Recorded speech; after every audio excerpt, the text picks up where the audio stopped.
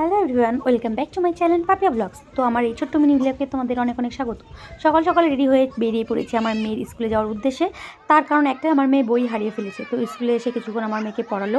তো আমার মেয়ে আজকে আমাকে দেখে একটু ন্যাকামও বললো মা আমার এখানে বসে থাকো। যাই হোক, ওখানে বসে থাকলাম কিছুক্ষণ। তারপরে আমার মেয়ে ওদেরকে নিয়ে ওরা বাইরে মাঠে চলে আসলো খেলাধুলার জন্য। তো ওদের পিছে পিছে আমিও আসলাম। আর যেটা হচ্ছে মেন কারণ, বইগুলো হারিয়েছিল যে, সেই বইগুলো কিন্তু আমি খুঁজে পেয়েছি। পাশে একজনের ব্যাগে ঢুকে গেছিলো দুটো বই, তো বইগুলো পেয়েছি। যাই হোক, তারপরে এখানে দৌড় প্রতিযোগিতা হচ্ছে, ওদেরকে প্র্যাকটিস করাচ্ছে। সামনের রবিবার ওদের খেলাধুলা আছে, সেই জন্য ওদেরকে প্র্যাকটিস করাচ্ছে।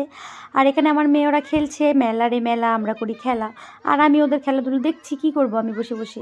তো টাইমটাও কাটাচ্ছে। আর মেয়ের যখন বায়না মা আজকে আমার কাছে থাকো, দৌড় প্রতিযোগিতা না কিছুতেই আমার মেয়ে দিল না, কান্না করে দিয়েছে, তবু দেবে না, ও নাকি পারবে না, তাই জন্য।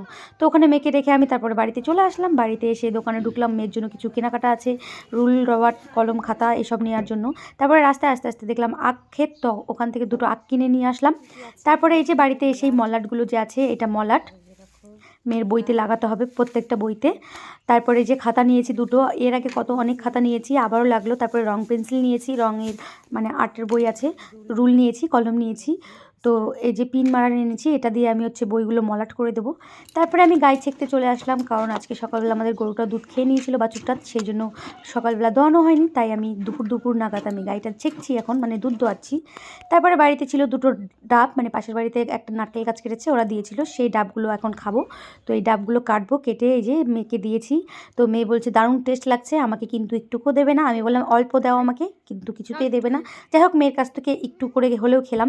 তারপরে দুটো ছিল, একটা কেটেছিলাম, তারপর একটা ছোটোটা কাটলাম। এটার জলটা একদমই পানসা ছিল, এটা ছিল ভালো মিষ্টি আমার মেয়ের হাতেরটা। তারপরে এটা মাঝখান থেকে ফাটিয়ে দিলাম। ফাটিয়ে দেওয়ার পর একটা শ্বাস বেরিয়েছে, এই শ্বাসটা আমি আর মেয়ে খেয়ে নিলাম। খুব টেস্ট লাগলো। তো আমার মিনি ব্লগটা কেমন লাগলো